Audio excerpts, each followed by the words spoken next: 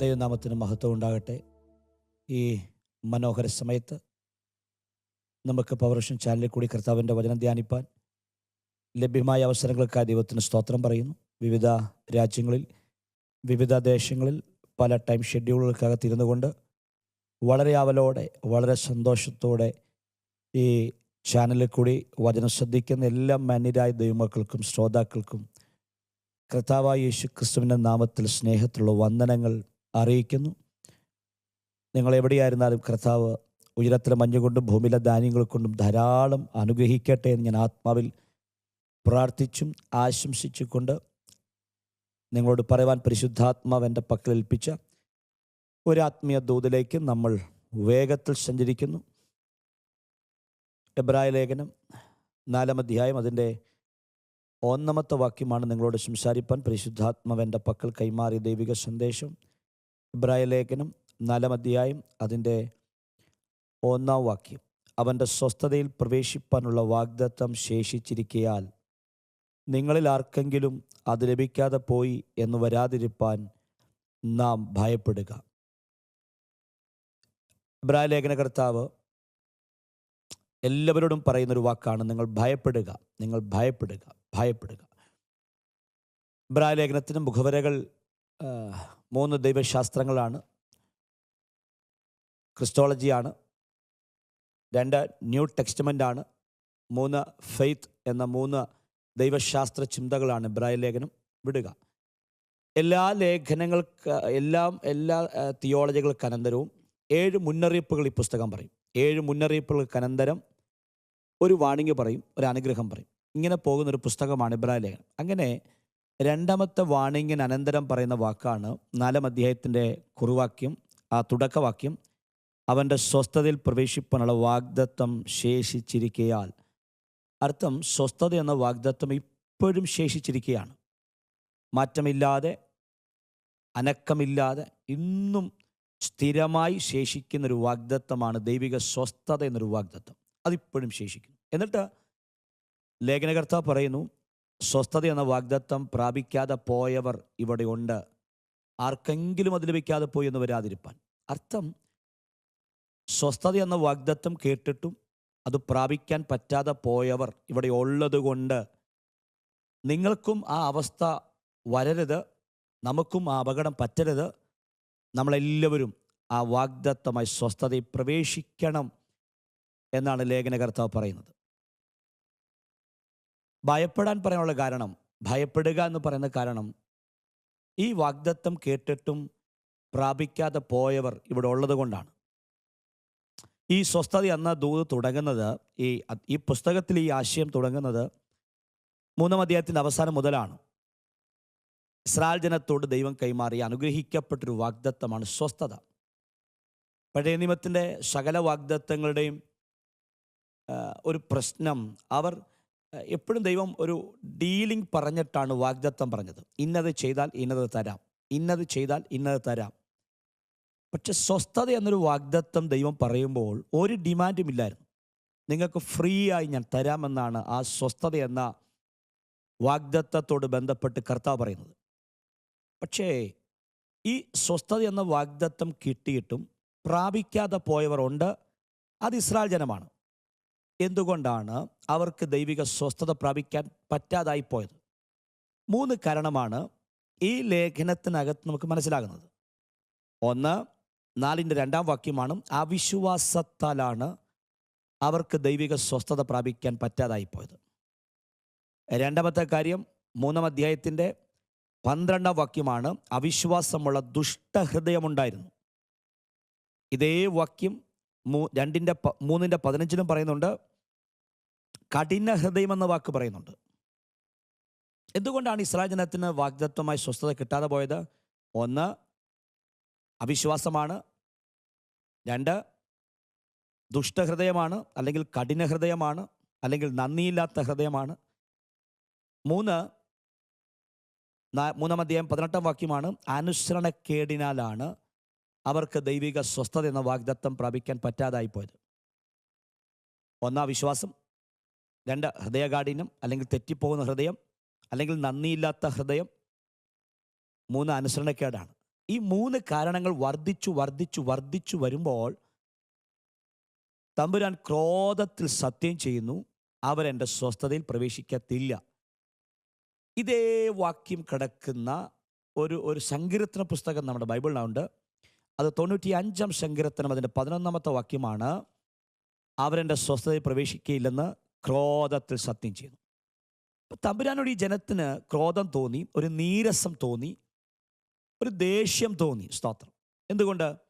സ്വസ്ഥത എന്ന വാഗ്ദത്തം ഫ്രീ ആയി തരാമെന്ന് പറഞ്ഞിട്ടും അവർ പറഞ്ഞ ദൈവത്തെ അവിശ്വസിച്ചു, ഹൃദയത്തിൽ കാഠിന്യമുണ്ടാക്കി, നന്ദിയില്ലാത്ത ഹൃദയത്തെ ജീവിച്ചു.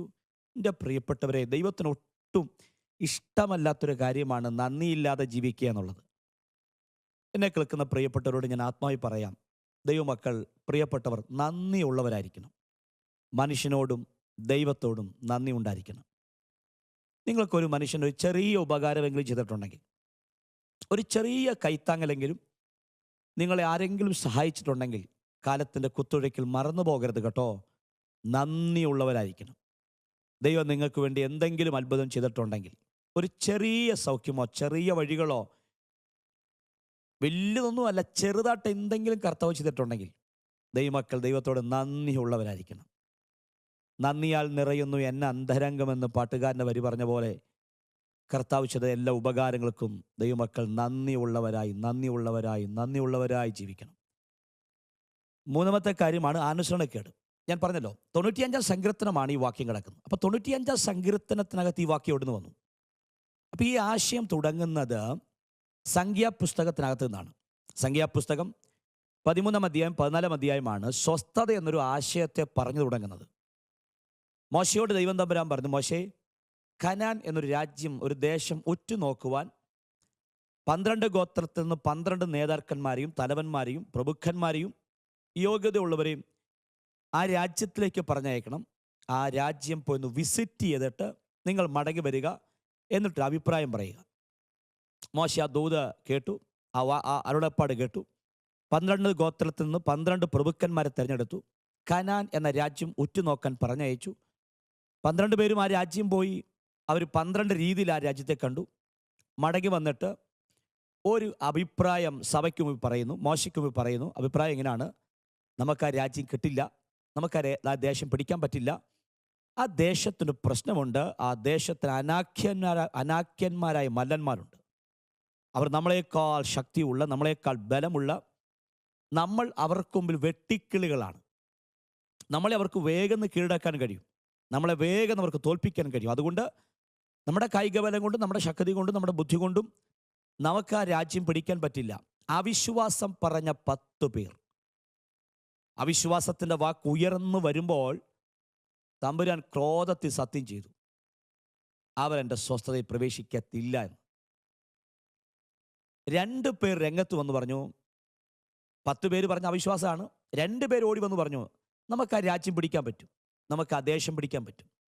എങ്ങനെ എന്ന ചോദ്യത്തിന് അവരുടെ മറുപടി, യഹോവ നമ്മുടെ കൂടെ ഉള്ളത് കൊണ്ട് ആ ശത്രു നമുക്ക് പിടിക്കാൻ കഴിയും. എൻ്റെ പ്രിയപ്പെട്ടവരെ, നിങ്ങൾക്ക് ജയിക്കാൻ കഴിയാത്ത, നിങ്ങൾക്ക് പരിഹരിക്കാൻ കഴിയാത്ത, നിങ്ങൾക്ക് മാറ്റം വരുത്താൻ കഴിയാത്ത 1000 പ്രശ്നങ്ങൾ നിങ്ങൾ അനുഭവിക്കുന്നുണ്ടെങ്കിലും യഹോവ നിങ്ങളുടെ കൂടെ ഉള്ളത്രത്തോളം കാലം ആ വിഷയത്തെ നിങ്ങളെ തോൽപ്പിക്കാൻ കഴിയത്തില്ല, ആ പ്രശ്നത്തെ നിങ്ങളെ തകർക്കാൻ കഴിയത്തില്ല.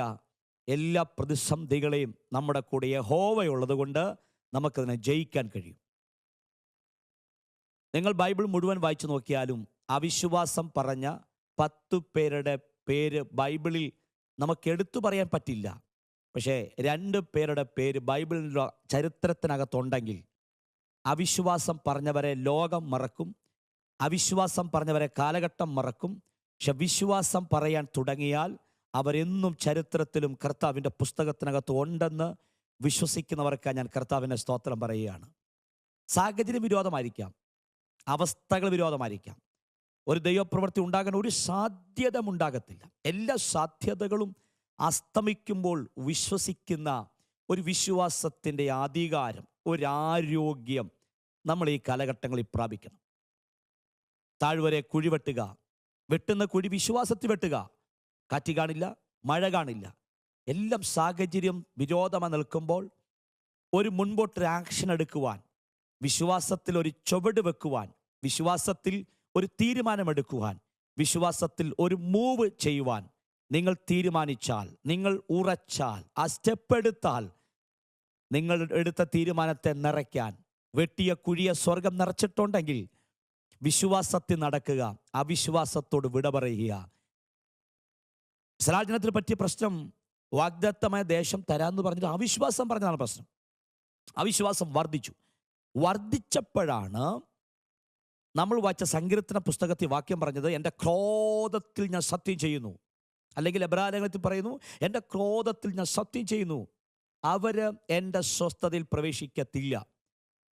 നിലവിളിച്ചപ്പോൾ ദൈവം ഒന്ന് തീരുമാനത്തെ കുറച്ചു. എന്നിട്ട് പറഞ്ഞു, എടുത്ത തീരുമാനത്തിൽ ചെറിയൊരു മാറ്റം വരുത്താം. 19 വയസ്സിന് മേളിലുള്ള ഒരാൾ പോലും ആ നാട്ടിൽ കാണില്ല. ബാക്കി എല്ലാവരുടെയും ശവം മരുഭൂമിയിൽ വീഴും.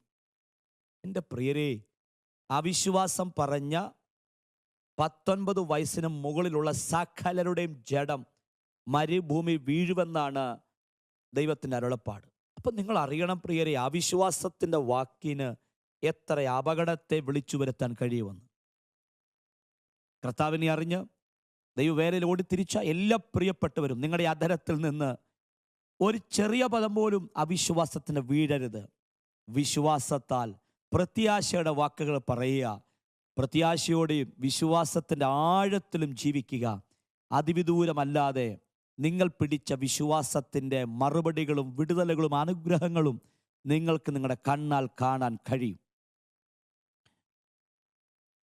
സംഖ്യാപുസ്തകത്തിൽ സ്വസ്ഥത തരത്തിലെന്ന് പറഞ്ഞ ദൈവം ഇങ്ങനെ പറഞ്ഞു വരുമ്പോൾ എബ്രായ ലേഖനത്തിൽ വീണ്ടും ഈ പദം പറയുന്നു, ഒരു ദിവസം ശേഷിച്ചിരിക്കുന്നു.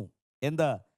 സ്വസ്ഥത എന്നൊരു വാഗ്ദത്തം വീണ്ടും ശേഷിക്കുന്നു. അപ്പോൾ കനാൻ സ്വസ്ഥത കൊണ്ട് സ്വസ്ഥത എന്നൊരാശയത്തെ ദൈവം നിർത്തിയിട്ടില്ല. കനാനിൽ തുടങ്ങിയ കാനാനിക സ്വസ്ഥത എന്നൊരു ദൂത് സംഖ്യാപുസ്തകം കൊണ്ട് അവസാനിച്ചിട്ടില്ല. കാലങ്ങൾ മറിഞ്ഞു, കാര്യങ്ങൾ മറിഞ്ഞു, സാഹചര്യങ്ങൾ മാറി, ഭരണങ്ങൾ മാറി. പക്ഷെ സ്വസ്ഥത എന്നൊരു ആശയത്തെ ദൈവം നിർത്തിയിട്ടില്ല. വീണ്ടും ഒരു ദിവസം കർത്താവ് ശേഷിച്ചു. വീണ്ടും എബ്രായ ലേഖനത്തിൽ പറയുന്നു, സ്വസ്ഥത എന്നൊരു വാഗ്ദത്തം ഇപ്പോഴും ശേഷിച്ചിട്ടുണ്ട്. അവർക്കത് കിട്ടിയില്ല, പക്ഷെ നമുക്കത് ലഭിക്കണം. എബ്രായ ലേഖനം സ്വസ്ഥത എന്ന് പറയുന്ന വാക്കിനെ കാറ്റപ്പോസസ് എന്നൊരു ഗ്രീക്ക് വാക്ക് ഉപയോഗിക്കുന്നത്. കാറ്റപ്പോസസ് ഈ വാക്ക് ബൈബിളിൽ ഉപയോഗിക്കുന്ന മറ്റൊരു സ്ഥലമുണ്ട്. എബ്രായ ലേഖനം കഴിഞ്ഞാൽ പിന്നെ കാറ്റപ്പോസസ് എന്ന വാക്ക് ഉപയോഗിക്കുന്ന മറ്റൊരു സ്ഥലമുണ്ട്. അത് ഉൽപ്പത്തി പുസ്തകത്തിനകത്താണ്. ദൈവം സകലത്തെ നിർമ്മിക്കാൻ തുടങ്ങി. ഭൂമിയെ നിർമ്മിച്ചു, വളരേണ്ട വൃക്ഷങ്ങളെ നിർമ്മിച്ചു, ആകാശത്ത് പറക്കേണ്ട പറവകളെ നിർമ്മിച്ചു, സമുദ്രത്തിൽ സഞ്ചരിക്കേണ്ട മത്സ്യങ്ങളെ നിർമ്മിച്ചു. എല്ലാം കർത്താവ് ഓർഡറെ നിർമ്മിച്ചു. ഈ നിർമ്മിതിക്കനന്തരം മനുഷ്യനെ നിർമ്മിച്ചു. ഈ കാലഘട്ടത്തിനും സാഹചര്യത്തിനും ക്ലൈമറ്റിനും അനുസരിച്ച് മനുഷ്യൻ സ്റ്റെപ്പ് വളരാൻ തുടങ്ങി. തമ്പുരാൻ നോക്കിയപ്പോൾ എല്ലാം നന്നായി പോകുന്നു, ഓർഡറിൽ പോകുന്നു, ഭയങ്കര സിസ്റ്റമാറ്റിക്കായിട്ട് പോകുന്നു. 7-ാം ദിവസം താൻ തൻ്റെ പ്രവൃത്തിയിൽ നിന്ന് നിർവൃതനായി, അല്ലെങ്കിൽ താൻ തൻ്റെ പ്രവൃത്തിയിൽ നിന്ന് സ്വസ്ഥനായി. ഇവിടെ ഉപയോഗിച്ച വാക്കാണ് കാറ്റപ്പോസസ് എന്ന വാക്ക്. അർത്ഥം പ്രവൃത്തിയിൽ നിന്നൊരു സ്വസ്ഥത എന്നാണ് വാക്ക്. എബ്രായ ലേഖനത്തിൽ വാക്ക് അതാ, കാറ്റപ്പോസസ്, പ്രവൃത്തിയിൽ നിന്നൊരു സ്വസ്ഥത. ഏദൻ തോട്ടത്തിൽ ദൈവം ഒരു ദിവസം സ്വസ്ഥനായിരുന്നു. ശാന്തമായി, കൂളായി, ഒരു വർക്കും ചെയ്യാതെ, ഒന്നും എൻഗേജഡ് ആകാതെ ഒരു ദിവസം കർത്താവ് ഫ്രീ ആയിട്ട് അങ്ങോട്ടിരുന്നു. ആദമിനെയും ഹവ്വായെയും ഏദൻ തോട്ടത്തിൽ തൻ്റെ സാദൃശ്യത്തിൽ, തൻ്റെ സ്വരൂപത്തിൽ നിർമ്മിച്ചാക്കി വെച്ചു. നിങ്ങൾ ശ്രദ്ധിച്ചു നോക്ക്, ആദമും ഹവ്വായും ഏദൻ തോട്ടത്തിൽ സ്വസ്ഥരായിരുന്നു. ദൈവം ഒരു ദിവസം ഏദൻ തോട്ടത്തിൽ എങ്ങനെ സ്വസ്ഥമായിരുന്നോ, കാറ്റപ്പോസസ് പോലെ സമാധാനമായി പ്രവൃത്തിയിൽ നിന്ന് ഒരു വർക്കും ചെയ്യാതെ, എൻഗേജഡ് ആകാതെ എങ്ങനെ ഫ്രീ ആയിരുന്നു, അതുപോലെ തന്നെ തോട്ടത്തിനകത്ത് ആദമിനെ ഹവ്വായും ദൈവം സ്വസ്ഥമാക്കിയിരുത്തി. ഏദൻ തോട്ടത്തിൽ ആദമും ഹവ്വായും സ്വസ്ഥതയാണ്, ഭയങ്കര ശാന്തതയാണ്. പിശാച് നോക്കിയപ്പോൾ ഒരു കുടുംബം സ്വസ്ഥമായി ജീവിക്കുന്നു. എവിടെ? ഏദൻ തോട്ടത്തിൽ. അന്നും മുതൽ ഒരു യുദ്ധം ആരംഭിക്കുകയാണ്, ഒരു ഫൈറ്റ് തുടങ്ങുകയാണ്. സ്വസ്ഥമാക്കുന്ന ദൈവവും ഒരു കാരണവശാലും ഒരാളെപ്പോലും സ്വസ്ഥതയ്ക്കകത്ത് ഇരുത്തത്തിൽ നിന്ന് തമ്മിൽ ഒരു പിശാചിൻ്റെ വാദം തുടങ്ങുകയാണ്. ഞാൻ ഇവിടെ നിങ്ങളോട് ഈ വചനം പറയുമ്പോഴും അവസാനിക്കാത്തൊരു ഫൈറ്റാണ്. പല യുദ്ധങ്ങളും നിൽക്കും, പല കരാറുകൾക്ക് അടിസ്ഥാനത്തിൽ യുദ്ധങ്ങൾ അവസാനിപ്പിക്കും. പക്ഷെ സ്വസ്ഥതയ്ക്ക് നേരെയുള്ള യുദ്ധം ഇതുവരെ പിശാച് അവസാനിപ്പിച്ചിട്ടില്ല. നമുക്ക് നേരെയും ഇന്നും പിശാച് ഉപയോഗിക്കുന്ന ആയുധം അതാണ്. നമ്മൾ അനുഭവിക്കുന്ന സ്വസ്ഥതകൾ ഇല്ലാതാക്കാൻ, നമ്മൾ അനുഭവിക്കുന്ന സമാധാനത്തെ ഇല്ലാതാക്കാൻ, നിങ്ങൾ അനുഭവിക്കുന്ന ശാന്തതകൾ ഇല്ലാതാക്കാൻ ഒരു പിശാചിൻ്റെ ഫൈറ്റ് എപ്പോഴുമുണ്ട്. ഞാൻ ആത്മാവിൽ പറയാം, നമ്മുടെ വാഗ്ദത്തം ദൈവിക സ്വസ്ഥതയാണെങ്കിൽ ഒരു ശക്തിക്കും എന്നെ തകർക്കാൻ കഴിയത്തില്ല. ഏദൻ തോട്ടത്തിൽ പിശാച് നോക്കിയപ്പോൾ ഒരു കുടുംബം ഭയങ്കര സമാധാനമായി, ഭയങ്കര ശാന്തമായി, ഭയങ്കര സന്തോഷമായി, കൂളായി, നമ്മുടെ വചനത്തിൽ പറഞ്ഞ സ്വസ്ഥമായി ജീവിക്കുന്നു. പിശാച് ഇറങ്ങി വന്നു, ഈ ജനത്തെ കൂടെ നടന്നു, കൂടെ യാത്ര ചെയ്തു. പിശാച് ഇവരെ നന്നായി വീക്ഷിക്കാൻ തുടങ്ങി. അപ്പോൾ പിശാചിന് കാര്യം മനസ്സിലായി, ഇവർ ഭയങ്കര സ്വസ്ഥരാണ്. ഇവരെങ്ങനെ സ്വസ്ഥരായി? ഏദൻ തോട്ടത്തിൽ ആദമും ഹവ്വായും എങ്ങനെ സ്വസ്ഥരായി? ഇങ്ങനെ പിശാച് നോക്കിയിരുന്നപ്പോൾ കുറച്ച് കാലങ്ങൾ കൊണ്ട് പിശാചിന് മനസ്സിലായി, ഇദ്ദേഹം സ്വസ്ഥനായത് സന്ധ്യയാകുമ്പോൾ, സൂര്യൻ അസ്തമിക്കുമ്പോൾ ഇവിടെ ഇറങ്ങി വരും ദൈവം തമ്പുരാനും. ആ തമ്പുരാൻ്റെ അടുക്കൽ തമ്പുരാൻ്റെ കാൽ ഏദൻ തോട്ടത്തിൽ തൊടുമ്പോൾ, സ്പർശിക്കുമ്പോൾ, കാലൊച്ച കേൾക്കുമ്പോൾ ഓടിച്ചെന്ന് ദൈവത്തിൻ്റെ അരികിരിക്കുന്ന ആദമും ഹവ്വായും. ഈ ബന്ധമാണ് ഈ കുടുംബത്തിൻ്റെ സ്വസ്ഥതയുടെ രഹസ്യം. എൻ്റെ പ്രിയരേ, നമ്മളെല്ലാം സ്വസ്ഥമാക്കുന്നത് ദൈവിക ബന്ധമാണ്. ആദമിൻ്റെ സ്വസ്ഥത ഏദൻ തോട്ടത്തിന് ഭംഗിയൊണ്ടൊന്നുമല്ല. ആ തോട്ടം എൻ്റെ കാഴ്ചപ്പാടി പറഞ്ഞ ഏദൻ തോട്ടം ഒരു മരുഭൂമിയാണെങ്കിലും അവിടെ ഒരു ഫ്രൂട്ട്സും ഇല്ല, അവിടെ ഭംഗിയുള്ളതൊന്നുമില്ല.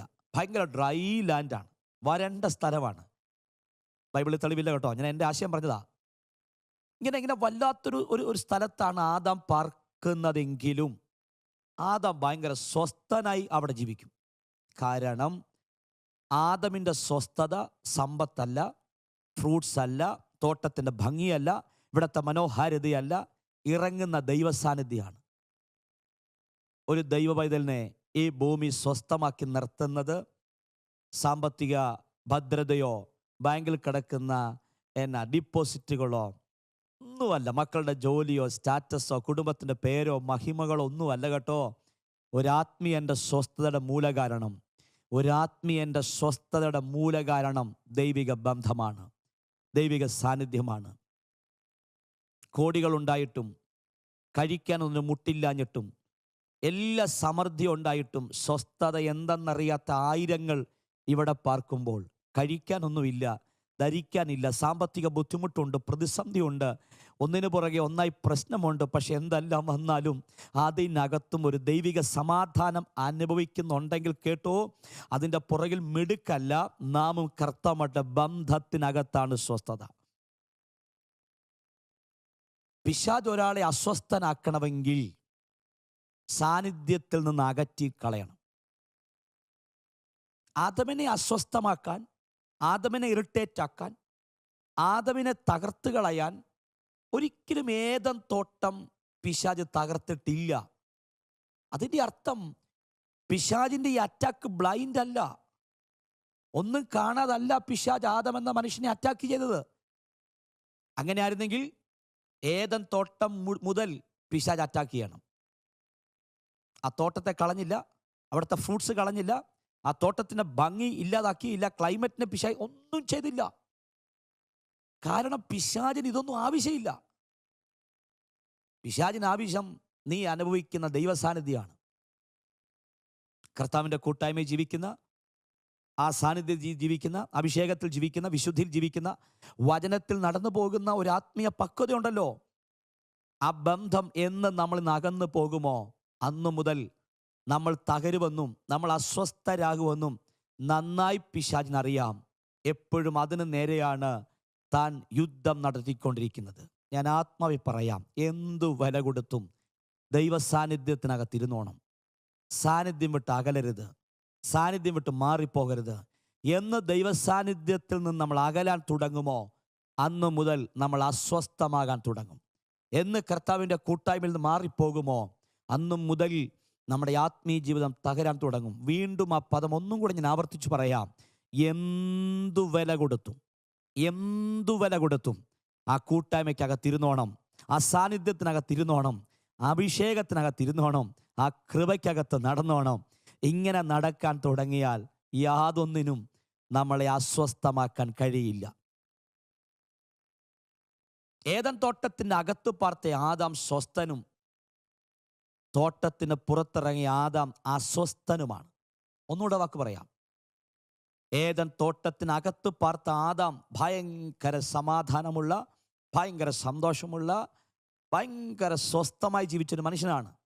എന്ന് തോട്ടത്തിന് പുറത്ത് താൻ ഇറങ്ങിയോ അന്ന് മുതൽ ആദാം അങ്ങ് അസ്വസ്ഥനാണ്, ഇറിറ്റേറ്റാണ്, ഭയങ്കര ഡിസ്റ്റർബാണ് താൻ. അപ്പം താൻ പോലും അറിയാത്ത സ്വസ്ഥതയുടെ മൂലകാരണം ദൈവിക ബന്ധമാണ്. ജയിച്ചവർക്കും സ്വസ്ഥത അറിഞ്ഞവർക്കും ഓടുന്നവർക്കും ഉപയോഗിക്കപ്പെടുന്നവർക്കും അവർക്കെല്ലാം അതിൻ്റെ പുറകിൽ ഒരു രഹസ്യമുണ്ട്. ആദമിൻ്റെ സ്വസ്ഥതയുടെ രഹസ്യം ദൈവിക ബന്ധമാണ്. ചില ആളുകളുടെ ശുശ്രൂഷയുടെ രഹസ്യം അവരുടെ പ്രാർത്ഥനയാണ്. ചില ആളുകളുടെ ആ കൂട്ടായ്മയുടെ ബലം അവരുടെ ആത്മീയ ജീവിതത്തിൻ്റെ പക്വതയാണ്. ചിലരെ ഭയങ്കരമായിട്ട് കർത്താവ് ഉപയോഗിക്കുന്നത് അവരുടെ വചന വായനയായിരിക്കാം, അല്ലെങ്കിൽ അവരുടെ പ്രാർത്ഥനയായിരിക്കാം. ഭയങ്കര രോഗമുള്ള ഒരു ദൈവപൈതൽ സന്തോഷമായിട്ട് ജീവിക്കുന്നത് അവരുടെ ആരാധനയായിരിക്കാം. നിങ്ങൾ എപ്പോഴും ഓർത്തോണം, ഈ മേഖലയ്ക്ക് നേരെ പിശാച് എപ്പോഴും ഫൈറ്റ് ചെയ്തുകൊണ്ടിരിക്കും. നിങ്ങളുടെ ആത്മീയപരമായ കാര്യത്തിന് നേരെ പിശാചിന് പോരാട്ടമുണ്ട്. ഓർത്തോണം, നിങ്ങളുടെ ജീവിതത്തിന് ജയം ആ ഏരിയയാണ്. ചില ആൾക്കാർക്ക് പ്രാർത്ഥിക്കാൻ പറ്റാതായി പോകും. ഭയങ്കരമായിട്ട് പ്രാർത്ഥിച്ചവരാണ്. കുറച്ച് കാലം ഇങ്ങനെ പ്രാർത്ഥിച്ച് മുൻപോട്ട് പോകുമ്പോൾ പിന്നെ പ്രാർത്ഥിക്കാൻ പറ്റാത്തൊരു വല്ലാത്ത സാഹചര്യം ഉണ്ടാകും. അപ്പോൾ നിങ്ങൾ ഓർത്തോണം, നിങ്ങളെ ഭയങ്കര സ്ട്രോങ് ആയി നിർത്തുന്നൊരു ഏരിയ നിങ്ങളുടെ പ്രാർത്ഥനാ ജീവിതമാണ്. ഇത്രയും നാളും പിശാച് ഉന്നം വെച്ചത് നിങ്ങളുടെ പ്രാർത്ഥനയെ തകർക്കാൻ വേണ്ടിയാണ്. ചില ആൾക്കാർ ഭയങ്കരമായിട്ട് ആരാധിക്കുന്നവരാണ്, ദൈവസാന്നിധ്യത്തിൽ ഭയങ്കരമായിട്ട് പ്രതികരിക്കുന്നവരാണ്. കുറച്ച് കാലം കഴിയുമ്പോൾ ഈ ആരാധനിക്കാൻ കഴിയാത്ത ഒരു മാനസിക അസ്വസ്ഥതകൾ നമ്മളുണ്ടാകും. അതിന് പല കാരണമുണ്ട് കേട്ടോ. ചില ആൾക്കാരുടെ വാക്കുകളായിരിക്കാം, ചില ആളുകളുടെ സംസാരമായിരിക്കും. ഇങ്ങനെയൊക്കെ പിശാച് ഡിസ്റ്റർബ് ചെയ്ത് നമ്മുടെ ആരാധനയെ തകർത്ത് കളയും. ചില ആളുകൾ ഭയങ്കരമായിട്ട് വചനം വായിക്കുന്ന ആൾക്കാരാണ്. മണിക്കൂറിൽ വചനം ധ്യാനിക്കും, അവർ റീഡ് ചെയ്യും ഭയങ്കരമായിട്ട്. കുറച്ച് കഴിയുമ്പോൾ വചനം വായിക്കാൻ കഴിയാത്ത ഒരു സാഹചര്യം പിശാച് കൊണ്ടുതരും. ചിലപ്പോൾ നിങ്ങൾ ഓവർ ബിസി ആയിരിക്കാം. ഒരു ദിവസം റെസ്റ്റ് എടുക്കാൻ കഴിയാൻ നിങ്ങൾ ഓവർ എൻഗേജ്ഡായി പ്രോഗ്രാം എടുക്കുന്ന ആളായിരിക്കും. അറിയണം പ്രിയപ്പെട്ടവരെ, നമ്മുടെ സ്ട്രോങ് ഏരിയ വചനധ്യാനമാണ്. അത് തകർക്കാൻ പിശാച് മാക്സിമം കാര്യങ്ങൾ ചെയ്തുകൊണ്ടിരിക്കും. ഇത് എപ്പോൾ പൊളിയുമോ, നമ്മളെ സ്ട്രോങ് ആക്കി നിർത്തിയ ഏരിയ എപ്പോൾ പൊളിയുമോ അപ്പോൾ മുതൽ നമ്മൾ അസ്വസ്ഥരാകാൻ തുടങ്ങും. ഞാൻ ഒരാളെ തൊട്ട് പറയാം. ഒരു രാജ്യത്ത് ശത്രുവിന് കയറി ചെന്ന് അറ്റാക്ക് ചെയ്യാൻ പറ്റുന്നില്ല. അറ്റാക്ക് ഒരുക്കുമ്പോൾ ആ രാജ്യം അറിയും ശത്രുവിൻ്റെ അറ്റാക്ക് വരുന്നുണ്ടെന്ന്. ഒരു പദ്ധതി പോലും അവിടെ പ്ലാൻ ചെയ്യാൻ പറ്റുന്നില്ല. അപ്പം രാജ്യത്തിന് മനസ്സിലായി അവിടെ എന്തോ ഒരു സംതിങ് ഉണ്ട്. പിന്നെങ്ങനെ ഞങ്ങളുടെ യുദ്ധതന്ത്രം അറിയുന്നത്? തിരക്കി ചെന്നപ്പോൾ ഒരു കാര്യം മനസ്സിലായി, ആ രാജ്യത്തൊരു പ്രവാചകൻ താമസിക്കുന്നുണ്ട്. ശത്രുവിന് പിടികിട്ടി ഇദ്ദേഹത്തിൻ്റെ പ്രവചനമാണ് ഈ രാജ്യത്തെ സ്ട്രോങ് ആക്കി നിർത്തിയത്, അല്ലെങ്കിൽ ആ മനുഷ്യനെ സ്ട്രോങ് ആക്കി നിർത്തിയത് അദ്ദേഹത്തിൻ്റെ പ്രവചനമാണ്. പിശാച് അടുത്തു വന്നു. എന്നിട്ട് പ്രവാചകന്റെ പ്രവചനത്തിന് രഹസ്യം എന്തെന്ന് പഠിക്കാൻ തുടങ്ങി. പ്രവാചകനാണ്, കൃപാവരമുണ്ട്, പക്ഷെ ഇദ്ദേഹത്തിൻ്റെ കൃപാവരങ്ങൾക്കൊരു രഹസ്യമുണ്ടെന്ന് പിശാചിന് മനസ്സിലായി. ഇത്രയും സ്ട്രോങ് ആയി ശുശ്രൂഷിക്കാൻ ഇദ്ദേഹത്തിന് എന്തോ ഒരു രഹസ്യമുണ്ട്. തിരക്കിയപ്പോൾ പിശാചിന് മനസ്സിലായി ഇവൻ്റെ മുടിയിലുള്ള ജടയാണ് ഇദ്ദേഹത്തിൻ്റെ ശുശ്രൂഷയുടെ രഹസ്യം, കൃപാവരത്തിൻ്റെ രഹസ്യം. വളരെ ബുദ്ധിപരമായി, വളരെ ടാർഗറ്റ് ചെയ്തു, വളരെ തന്ത്രപരമായി പിശാച് ആ ജട മുറിച്ചു കളഞ്ഞു. എന്ന് അത് മുറിഞ്ഞു പോയോ അന്ന് മുതൽ അദ്ദേഹത്തിൻ്റെ വെളിപ്പാടിൻ്റെ കണ്ണങ്ങ് മങ്ങിത്തുടങ്ങി. അപ്പം ആ ഭക്തനെ സ്ട്രോങ് ആക്കി നിർത്തിയത് അദ്ദേഹത്തിൻ്റെ വെളിപ്പാടിൻ്റെ രഹസ്യം എന്തായിരുന്നു? ആ ജടയായിരുന്നു. ഇത് തന്നെയാ പ്രിയരെ നമ്മളെല്ലാം സ്ട്രോങ് ആക്കി നിർത്തുന്നൊരു ഏരിയ ഉണ്ട്. ഞാനത് പറയുമ്പോൾ നിങ്ങളൊന്ന് തിരിഞ്ഞു നോക്കിക്കേ. ഇന്നലകളിലെ പ്രാർത്ഥനയല്ലേ നമ്മളെ ശക്തരാക്കി നിർത്തിയത്? തിരക്ക് കൂടിയപ്പോൾ പ്രാർത്ഥിക്കാൻ പറ്റാത്തൊരു സാഹചര്യം ഉണ്ടായല്ലേ? പലതിരക്കും പിശാച് കൊണ്ടുവച്ച് തന്ന കേട്ടോ, പ്രാർത്ഥിക്കാതിരിക്കാൻ വേണ്ടി. ഭയങ്കരമായിട്ട് ബൈബിൾ വായിച്ചവരല്ലേ നമ്മൾ, ധ്യാനിച്ചവരല്ലേ, ബൈബിൾ ഭക്ഷിച്ചവരല്ലേ? കുറച്ച് കഴിയുമ്പോൾ വചനം വായിക്കാൻ പറ്റാത്തൊരു സാഹചര്യത്തിലേക്ക് നമ്മൾ എത്തപ്പെട്ടു പോയല്ലേ? ഭയങ്കരമായിട്ട് ആരാധിച്ചവർ, ആരും ആരാധിച്ചില്ലെങ്കിലും, ആരും കർത്താവിനെ സ്തോത്രം പറഞ്ഞില്ലെങ്കിലും കൈയടിച്ച് അന്യഭാഷയിൽ ആരാധിച്ചവല്ലേ നമ്മൾ. കുറച്ച് കഴിയുമ്പോൾ ആരാധിക്കാൻ പറ്റാത്തൊരു മേഖലയ്ക്കകത്ത് വന്നു കയറിയല്ലേ? അവിടെ മുതലാ പ്രിയരെ നമ്മൾ അസ്വസ്ഥപ്പെടാൻ തുടങ്ങിയത്. ഞാൻ ആത്മവിരുദ്ധവും പറയാം പ്രിയരെ, നഷ്ടമായി പോയെന്ന് വിചാരിച്ച ആ കൃപയും ആ ദൈവിക ശക്തിയും നമ്മുടെ പ്രസംഗത്തിൽ പറഞ്ഞാൽ നമ്മളെ സ്ട്രോങ് ആക്കി നിർത്തിയ ഒരു രഹസ്യം നമുക്കില്ലായിരുന്നോ? ഒരു ഏരിയ നമുക്കില്ലായിരുന്നോ? അത് പ്രാർത്ഥനയാകാം, അഭിഷേകമാകാം, കൃപാപരമാകാം, ശുശ്രൂഷയാകാം, വാട്ടവർ എന്തുവാകട്ടെ, അത് മടക്കി പിടിക്കാൻ ദാഹമുള്ളവർക്കായി സ്തോത്രം. ഞാൻ ആത്മാവിൽ പറയാം, എന്തെല്ലാം പൊളിഞ്ഞു പോയിട്ടുണ്ടോ, എന്തെല്ലാം ഇടിഞ്ഞു പോയിട്ടുണ്ടോ, അതൊന്നും മടക്കി തരണമേന്ന് ആത്മാവിൽ നിലവിളിക്കുന്നവർക്കായി, ആത്മാവിൽ ദാഹമുള്ളവർക്കായി സ്തോത്രം.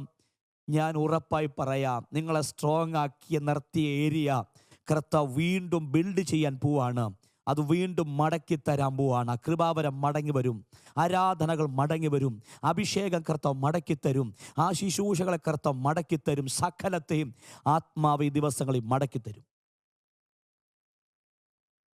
ഒരിക്കൽ ദൈവം പറഞ്ഞെനിക്ക് ഹൃദയപ്രകാരം ഒരു മനുഷ്യനുണ്ട്. നമ്മുടെ വാക്യം പറയാം, എൻ്റെ ഹൃദയപ്രകാരം ഒരു മനുഷ്യൻ ഈ ദേശത്ത് പാർക്കുന്നുണ്ടെന്ന് ദൈവത്തിൻ്റെ പ്രഖ്യാപനം കേട്ട പിശാച് ആ മനുഷ്യനെ തിരക്കിപ്പോയി, അദ്ദേഹത്തിൻ്റെ വഴിയേ പോയി, പുറകെ പോയി ഓടുന്ന മാനെ കെണിവെച്ച് പിടിക്കുന്ന പോലെ ആ മനുഷ്യനെ പിടിച്ചു, പാരസ്യക്കോലമാക്കി കളഞ്ഞു. അപ്പ എന്ന് വിളിക്കാൻ പോലും കഴിയാതെ അദ്ദേഹത്തെ ദൈവത്തിൽ നിന്ന് അകറ്റിക്കളഞ്ഞു. പേര് ദാവീദ് എന്നാ കേട്ടോ. അവസാനത്തെ പ്രാർത്ഥന എന്താ? പിതാവേ, നിന്റെ മുഖം എനിക്ക് മറയ്ക്കരുത്, എൻ്റെ ആത്മാവിനെ എടുത്തു കൊണ്ടുപോകല്ലപ്പാ. ജീസസ്. ദാവീദേ, നിങ്ങളെ രഹസ്യം, നിങ്ങളെ സ്ട്രോങ് ആക്കി നിർത്തിയ ഒരു ഏരിയ തന്ത്രപരമായി പിശാച് പൊളിച്ചു കളഞ്ഞ് ഞങ്ങളെ തകർത്തത്.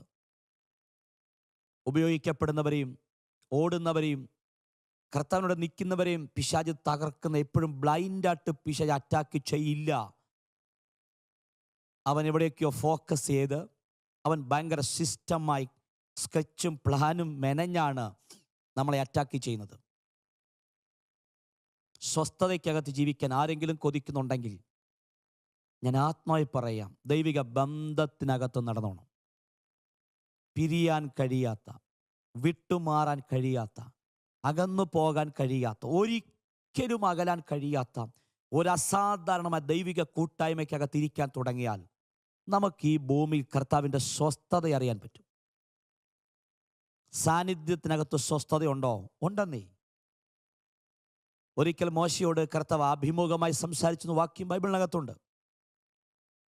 അഭിമുഖമായി സംസാരിച്ചിറങ്ങിയ ദൈവശബ്ദത്തിന് അനന്തരം മോശ ദൈവത്തോട് റിക്വസ്റ്റ് ചെയ്യുന്നുണ്ട്, പിതാവേ, നിന്റെ സാന്നിധ്യം എൻ്റെ കൂടെ പോരണം.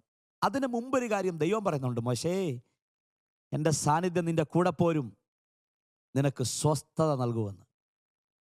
ഇത് കേട്ടിട്ടാ മോശ ദൈവത്തോട് വീണ്ടും പിടിച്ചത്, കർത്താവേ, നിന്റെ സാന്നിധ്യം എന്നോട് കൂടെ പോരുന്നില്ലെങ്കിൽ ഇവിടെ നിന്ന് എന്നെ അയക്കരുതേ.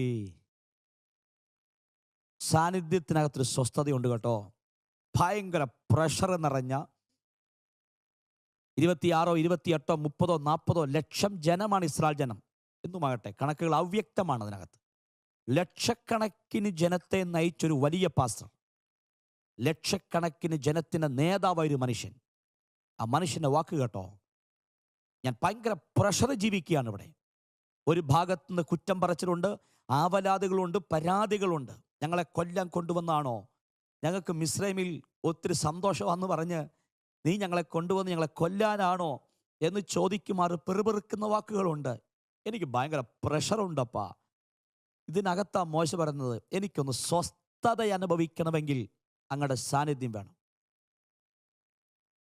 ജീവിതത്തിൻ്റെ സാഹചര്യത്തിൽ എല്ലാ സ്വസ്ഥതയും നഷ്ടപ്പെട്ടു പോയി.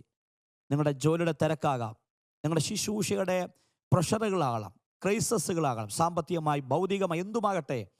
മാനസിക സമ്മർദ്ദം അനുഭവിക്കുന്ന ആരെങ്കിലും ഉണ്ടോ? ഭയങ്കര നിരാശ അനുഭവിക്കുന്ന ആരെങ്കിലും ഉണ്ടോ? ഒരു സ്റ്റെപ്പ് പോലും അടുത്ത് വെക്കാൻ കഴിയാതെ മാനസികപരമായി ഭയങ്കര വ്യാകുലപ്പെട്ടു പോയവർ, കൺഫ്യൂസ് ആയവരുണ്ടോ? ഇരിക്കുന്ന ഇരിപ്പിടത്തിലോ എവിടെയോ നിങ്ങളാകട്ടെ, ഒന്ന് പറ, കർത്താവേ, അങ്ങയുടെ സാന്നിധ്യത്തിനകത്ത് സ്വസ്ഥതയുണ്ട്, അങ്ങയുടെ സാന്നിധ്യം എൻ്റെ കൂടെ പോരണമേ എന്ന് പറ. നിങ്ങളുടെ ജീവിതത്തിൽ എല്ലാ തലത്തിലും, എല്ലാ കാലത്തിലും, എല്ലാ സാഹചര്യത്തിലും നമുക്ക് ദൈവിക സ്വസ്ഥത അറിയാൻ കഴിയും. സാന്നിധ്യത്തിനകത്ത് സ്വസ്ഥത. ഏദൻ തോട്ടത്തിൽ നിന്ന് ആദം എന്ന് പുറത്തിറങ്ങിയോ അന്ന് മുതൽ ആദം അസ്വസ്ഥനായി ജീവിച്ചു. ഇതിനു മുമ്പ് സ്വസ്ഥത. ഉൽപ്പത്തി പുസ്തകം മുതൽ പഠിക്കുക, അവിടെ മുതൽ തുടങ്ങുക അസ്വസ്ഥത. തുടർന്ന് വന്ന് വീണ സകല തലമുറയും പിശാച് തകർത്തു. 2 തലമുറ ഈ ഭൂമി ജനിച്ചു വീണു. സ്വന്തം കൂടപ്പിറപ്പിനെ സ്വന്തം സഹോദരൻ വയലിൽ കൊണ്ടുപോയി കൊന്നുകളഞ്ഞു. കൂടപ്പിറപ്പിൻ്റെ ഇടയിൽ അസ്വസ്ഥത, രക്തബന്ധങ്ങൾക്കിടയിൽ അസ്വസ്ഥത, ഭാര്യ ഭർത്താവ് ബന്ധത്തിൽ അസ്വസ്ഥത, അപ്പൻ മക്കൾ ബന്ധത്തിൽ അസ്വസ്ഥത, ഗോത്രങ്ങൾക്കകത്ത് അസ്വസ്ഥത, പട്ടണങ്ങൾക്കകത്ത് അസ്വസ്ഥത, രാജ്യങ്ങൾക്കകത്ത് അസ്വസ്ഥത. പക്ഷെ ഇവരുടെയൊക്കെ തലയ്ക്ക് മീതെ നിൽക്കുന്നൊരു വാഗ്ദത്തമുണ്ട്. അതിൻ്റെ പേര് സ്വസ്ഥത എന്നാണ്. ഒരാളെപ്പോലും അതിനകത്ത് കയറ്റിയിരുത്താൻ പിശാച് അനുവദിച്ചിട്ടില്ല. സകലരെയും പിശാച് തകർത്തു. സകലരെയും പിശാച് അസ്വസ്ഥപ്പെടുത്തി. ഞാൻ വീണ്ടും എൻ്റെ പ്രിയപ്പെട്ടവരുടെ ആത്മാവിൽ സന്ദേശം കൈമാറുക കേട്ടോ. നിങ്ങളുടെ വാഗ്ദത്തം ദൈവിക സ്വസ്ഥതയാണെങ്കിൽ ഈ ദിവസങ്ങളിൽ നമ്മുടെ കുടുംബത്തിൽ വെളിപ്പെട്ടു വരാൻ പോവാണ്. നമ്മുടെ തലമുറയ്ക്കകത്ത്, നമ്മുടെ ലൈഫിൽ, നമ്മുടെ ജോലിയിൽ, നമ്മുടെ ഭാവിയിൽ ഒരു ദൈവിക സമാധാനം വ്യാപരിക്കും, ഒരു ദൈവിക സ്വസ്ഥത വ്യാപരിക്കും, ഒരു ദൈവിക ശാന്തത വ്യാപരിക്കുമെന്ന് വ്യക്തം ചെയ്യും. വന്ന സകലത്തെയും തകർത്തു. ഒരു അത്ഭുതം പറയട്ടെ പ്രിയരെ, പ്രമാണങ്ങളുടെ കാലഘട്ടം ഇല്ലാതെ നിന്ന് പ്രമാണമില്ലാത്ത കാലഘട്ടത്തിൽ നിന്ന് പ്രമാണമുള്ള കാലഘട്ടത്തിലേക്ക് വരികയാണ് അടുത്ത കാലഘട്ടം. മോശ നിമിത്തം പ്രമാണമുണ്ടായ കാലഘട്ടം. പ്രമാണമുണ്ടായ കാലഘട്ടത്തിൽ ഒരു പ്രമാണത്തിന് പേര് ശബ്ബത്ത് എന്നാണ്. മലയാളം ബൈബിളിലാണ് ശബ്ബത്തെന്നും സ്വസ്ഥതയെന്നും 2 പദം കിടക്കുന്നത്. നിങ്ങൾ ഉപയോഗിക്കുന്നത് ഇംഗ്ലീഷ് ബൈബിളാണെങ്കിൽ നിങ്ങൾക്കൊരു വാക്യം കിട്ടും, റെസ്റ്റ് എന്നൊരു വാക്യം കിട്ടും. റെസ്റ്റ്, സ്വസ്ഥതയ്ക്കും ശബ്ബത്തിനും ഉപയോഗിച്ച ഒറ്റ പദമാണ് റെസ്റ്റ്. അതിൻ്റെ അർത്ഥം എല്ലാവരും ദൈവിക സ്വസ്ഥത അറിയണമെന്ന് കർത്താവിൻ്റെ ഇഷ്ടമാണ്. പ്രമാണമായ കാലഘട്ടത്തിൽ ഒരു ദിവസം സ്വസ്ഥത, പ്രമാണമായ കാലഘട്ടത്തിൽ ഒരു ദിവസം സമാധാനമായിരിക്കുക. എൻ്റെ അകത്ത് വന്നൊരു ചിന്ത പറയട്ടെ. നമ്മളെക്കുറിച്ച് കർത്താവ് ആഗ്രഹിക്കുന്നത് ഒരു ദിവസം സ്വസ്ഥനായി ജീവിക്കാനല്ല. ഈ വചനം കേൾക്കുന്ന, ഈ മീഡിയയിൽ വാച്ച് ചെയ്യുന്ന സകലരോടും പറയും, നിങ്ങളോടുള്ള ദൈവത്തിൻ്റെ വാഗ്ദത്തം ഒരു ദിവസം സ്വസ്ഥമാകുക എന്നുള്ളതല്ല. നിങ്ങളോടുള്ള ദൈവിക വാഗ്ദത്തം 365 ദിവസവും നിങ്ങൾ ദൈവിക സ്വസ്ഥത അറിയുക എന്നുള്ളതാണ്. എന്ന് അന്ത്യശ്വാസം വലിക്കുന്നു അന്ന് വരെ, അല്ല എന്ന് കർത്താവിൻ്റെ കാഹളം ധ്വനിക്കുമോ അന്നു വരെ നമ്മളെല്ലാവരും ദൈവിക സ്വസ്ഥത അറിയണമെന്നാണ് കർത്താവിൻ്റെ ഇഷ്ടം. അത് വാഗ്ദത്തമാണ്. ഇങ്ങനെ കാലങ്ങൾ മറിയുന്നു. യേശു കർത്താവ് ഭൂമി വന്ന എന്താണെന്നറിയാമോ? പണ്ട് കൊടുത്തൊരു പ്രമാണം ഈ ഭൂമി നിവർത്തീകരിക്കാനാ, സ്വസ്ഥതയ്ക്കകത്തേക്ക് കൊണ്ടുപോകാൻ. ഞാൻ ഓടിച്ച വാക്കിനെ പറഞ്ഞങ്ങ് വിടാം. സ്തോത്രം. ഒരിക്കലൊരു രോഗി യേശുവിൻ്റെ വസ്ത്രത്തിലെ തൊങ്ങൽ തൊട്ടു. ബൈബിൾ വാക്യം സൗഖ്യമായി, ബാധ ഒഴിഞ്ഞു. അടുത്ത പദം, അവൾ സ്വസ്ഥയായി. ഏറിയ വൈദ്യന്മാരാൽ ഒത്തിരി രോഗം സഹിച്ച സഹോദരി, വിടുതൽ കിട്ടിയില്ല. എന്ന് കർത്താവിൻ്റെ വസ്ത്രത്തിന് തൊങ്ങൽ തൊട്ടോ സൗഖ്യമായി, ബാധ ഒഴിഞ്ഞു, സ്വസ്ഥയായി. അപ്പം നമ്മൾ സ്വസ്ഥത അറിയണമെങ്കിൽ നമ്മുടെ ലൈഫിൽ നിന്ന് ചിലതൊക്കെ മാറിപ്പോകണം. ദൈവിക സമാധാനം അറിയാൻ, ദൈവിക സ്വസ്ഥത അറിയാൻ, നിങ്ങളെ ഇറിറ്റേറ്റ് ചെയ്ത സകലത്തെയും എൻ്റെ കർത്താവ് അഴിച്ചു മാറ്റും. നിങ്ങൾ ദൈവിക സ്വസ്ഥത അറിയാൻ തടസ്സം നിങ്ങളുടെ രോഗമാണെങ്കിൽ കർത്താവ് ആ രോഗത്തെ അഴിക്കാൻ പോവാണ്. നിങ്ങൾക്ക് സമാധാനം അറിയാൻ തടസ്സം നിങ്ങളുടെ സാമ്പത്തിക പ്രതിസന്ധിയാണെങ്കിൽ ആ വിഷയത്തെ കർത്താവ് പരിഹരിക്കാൻ പോവാണ്. നിങ്ങളുടെ സമാധാനം ഇല്ലാതാക്കിയ വിഷയങ്ങൾ തലമുറ വിഷയമാണോ, അവരുടെ ഭാവി കാര്യമാണോ, ജോലിയാണോ, എന്തുമാകട്ടെ, ആ വിഷയം നിങ്ങളെ അലട്ടുന്നുണ്ടോ എങ്കിൽ കേട്ടു, ആ വിഷയത്തെ സ്വർഗം പരിഹരിച്ച് ഒരു ദൈവിക സ്വസ്ഥതയ്ക്കകത്തേക്ക് നിങ്ങളെ കർത്താവ് കൊണ്ടുപോകാൻ പോവാണ്. ഞാൻ ഈ വാക്യത്തിലേക്ക് വന്നൊരു തോത് പറഞ്ഞ് പ്രാർത്ഥിക്കാം. ഈ പുസ്തകം മുഴുവൻ, 4-ാം അധ്യായം മുഴുവൻ, എബ്രായ ലേഖനം 4-ാം അധ്യായം മുഴുവൻ സ്വസ്ഥത എന്നൊരു ആശയത്തെ പറയുക. സ്വസ്ഥത ഇങ്ങനെ പറഞ്ഞു വന്നിട്ട് 12-ാം വാക്യം വചനത്തെപ്പറ്റി സംസാരിക്കുക. വചനത്തിൻ്റെ ആധികാരികത. ദൈവത്തിൻ്റെ വചനം ജീവനും ചൈതന്യമുള്ളതും ഇരുവായത്തിലുള്ള ഏതു വാളിനേക്കാൾ മൂർച്ചയേറിയതും പ്രാണനെയും ആത്മാവിനെ സന്ധിമജ്ജകളെയും വേർപിടിപ്പിക്കും വരെ, ഇങ്ങനെയൊക്കെ പറയുക. ഇത്രയും നേരം സ്വസ്ഥത പറഞ്ഞിട്ട് ഈ 12-ാം വാക്യം വചനത്തെപ്പറ്റി പറയുക. എന്നിട്ട് പിന്നെയും സ്വസ്ഥത പറയുകയാണ്. ഒരു വാക്യം മാത്രം വചനം. എന്നിട്ട് പറയാണ്, വചനം വാളാണ്, 2 ഭാഗം മൂർച്ചയുണ്ട്, ഇത് പ്രാണനെയും ആത്മാവിനെയും സന്ധിമജ്ജകളെയും വേർപിടിപ്പിക്കും വരെ തുളച്ചിയലും. സ്തോത്രം. അപ്പം എന്തായി പറയുന്നേ? പ്രാണനും ആത്മാവും എന്ന് സന്ധിമജ്ജയിൽ നിന്ന് വിട്ടുപോകുമോ അപ്പോൾ നമ്മൾ മരിക്കുമെന്നാണ് സത്യം. പക്ഷെ വചനം കൊല്ലുമെന്നൊന്നും അല്ല കേട്ടോ. അവിടം വരെ വചനത്തിന് കയറി ചെല്ലാൻ കഴിയും. നിങ്ങളെ അസ്വസ്ഥപ്പെടുത്തിയ വിഷയം എത്ര ഡീപ്പാണെങ്കിലും, ആരോടും പറയാത്തതാണെങ്കിലും, ഭർത്താവിനോടോ ഭാര്യയോടോ മക്കളോടോ പാസ്റ്ററോടോ കുടപ്പിറപ്പിനോടോ ആരോടും പറയാത്ത അസ്വസ്ഥതകൾ നിങ്ങൾ അനുഭവിക്കുന്നുണ്ടോ? മെഡിക്കൽ സയൻസിന് കണ്ടുപിടിക്കാൻ കഴിയാത്ത, ഡോക്ടർമാർക്ക് പരിഹരിക്കാൻ കഴിയാത്ത അസ്വസ്ഥതകൾ നിങ്ങൾ അനുഭവിക്കുന്നുണ്ടോ? നിങ്ങൾക്ക് ഒരു ഭീമമായ സാമ്പത്തിക ക്രൈസിസ് നിങ്ങൾ അനുഭവിക്കുന്നുണ്ടോ? എങ്കിൽ കേട്ടോ, നിങ്ങളുടെ വിഷയം ചെറുതാണെങ്കിലും വലുതാണെങ്കിലും ഈ പ്രസംഗിക്കുന്ന വചനത്തിന് നിങ്ങളുടെ വിഷയത്തെ പരിഹരിക്കാൻ കഴിയും. നിങ്ങളുടെ ലൈഫിൽ നിന്നുണ്ടാക്കിയ അസ്വസ്ഥതകളെ വചനം ഒരു വാള് പോലെ ഇറങ്ങി വന്ന് സകലത്തെ മുറിച്ചു മാറ്റിയിരിക്കും എന്ന് പറഞ്ഞിട്ട് അടുത്ത വാക്ക് പറയാം, ഹൃദയത്തിലെ ചിന്തകളും ഭാവങ്ങളും. അപ്പൊ എന്താ പ്രിയരെ സ്വസ്ഥത? അല്ലെങ്കിൽ എവിടെയാ പ്രിയരെ സ്വസ്ഥത ഉണ്ടാകേണ്ടത്? ഈ 12-ാം വാക്യത്തിന് പിൻബലത്തിൽ പറയാം, ഒരു സ്വസ്ഥത വെളിപ്പെടേണ്ടത് നമ്മുടെ ഹൃദയത്തിനകത്താണ്. എല്ലാ കാര്യത്താലും ഹൃദയത്തിൽ അസ്വസ്ഥപ്പെട്ട്, ഒത്തിരി ചിന്തകളാൽ ഹൃദയത്തെ വ്യാകുലപ്പെട്ട്, തലമുറയുടെ ഭാവി നടക്കാതെ വരുമ്പോൾ നമ്മുടെ ഹൃദയത്തിൽ വല്ലാത്ത വല്ലായ്മയില്ലേ? അതൊരു അസ്വസ്ഥതയല്ലേ? ഒത്തിരി ബിസിനസ് ചെയ്തിട്ടും ഒരു ഉയർച്ച ഉണ്ടാകാതെ എല്ലാം ലോസായി പോയവർ അസ്വസ്ഥത അനുഭവിക്കുന്നുണ്ടോ? എങ്കിൽ കേട്ടോ, നിങ്ങളുടെ ഹൃദയത്തിനെ അകത്ത് നിന്ന് അസ്വസ്ഥമാക്കിയ വിഷയത്തെ കർത്താവ് അഴിക്കാൻ പോവാണ്. ഒന്നിനെക്കുറിച്ചും വിചാരപ്പെടരുത്, എല്ലാറ്റിനും സ്തോത്രം പറയണം. എന്നാൽ സകല ബുദ്ധിയും കവിയുന്ന ദൈവിക സമാധാനം നിങ്ങളുടെ ഹൃദയങ്ങളിൽ കർത്താവ് നൽകും. ഞാൻ ഈ വചനം പറയുമ്പോൾ കേൾക്കുന്ന എല്ലാ പ്രിയപ്പെട്ടവരുടെ ഹൃദയത്തിനകത്തൊരു സമാധാനം വ്യാപരിക്കട്ടെ, ഒരു സന്തോഷം വ്യാപരിക്കട്ടെ, ഒരു ശാന്തത വ്യാപരിക്കട്ടെ. തീയെങ്കിൽ മെഴുക് ഉരുകിപ്പോകുന്നത് പോലെ ഹൃദയത്തിൽ നിന്ന് ചിലർക്ക് ഉരുകിപ്പോകട്ടെ. ബൈബിൾ വാക്യം പറഞ്ഞാൽ ചേതുമ്പൽ അടർന്നു പോകുന്നത് പോലെ നിങ്ങളുടെ ഹൃദയത്തിൽ ചുമന്നു കൊണ്ടുവന്ന വലിയ ഭാരത്തെ, ആ വലിയ വ്യാകുലതകളെ, വലിയ നിരാശകളെ, ആ ചിന്താഭാരത്തെ സ്വർഗം അഴിച്ചു മാറ്റി എല്ലാ ഹൃദയത്തിനകത്തും ഒരു സമാധാനം, ഒരു സന്തോഷം, ഒരു ശാന്തത ഉണ്ടാകട്ടെ. ഹൃദയത്തിനകത്തൊരു സമാധാനം വ്യാപരിക്കും, ഹൃദയത്തിനകത്തൊരു ശാന്തത വ്യാപരിക്കും, ഹൃദയത്തിനകത്തൊരു വലിയ മാറ്റമുണ്ടാകും. ഒരു സ്വർഗീയ സമാധാനത്താൽ, സ്വർഗീയ ശാന്തതയാൽ നമ്മുടെ ഹൃദയത്തിനകത്ത് ഒരു സ്വസ്ഥത ഉണ്ടാകും.